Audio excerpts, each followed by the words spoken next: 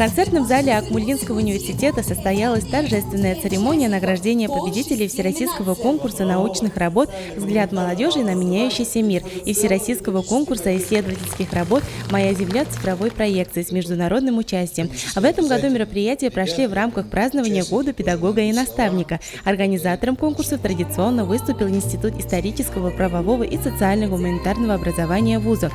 В конкурсах приняли участие более 200 человек из всех федеральных округов России, 3 стран СНГ, 12 субъектов Российской Федерации. Основная цель, наверное, вот этого диалога, чтобы 2 поколения, и порой даже не только 2, а даже, наверное, можно 3, которые бабушки были у нас в комиссии, и мамы, и папы, да, и дети, чтобы они менялись мнениями и обменялись, и смотрели, что, в общем-то, мир, он смотрится разными глазами по-разному.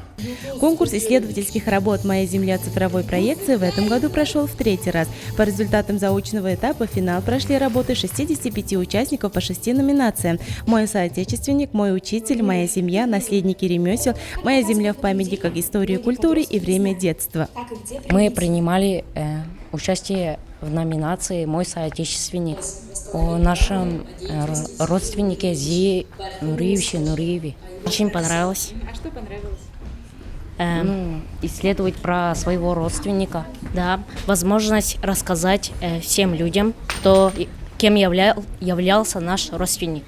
Всероссийский конкурс эссе по обществознанию «Взгляд молодежи на меняющийся мир» в этом году состоялся в 10-й раз по следующим направлениям: «Учитель будущего», «Современное общество и человек», «Молодежь 21 века». В данном конкурсе мы принимаем участие уже 2-й год.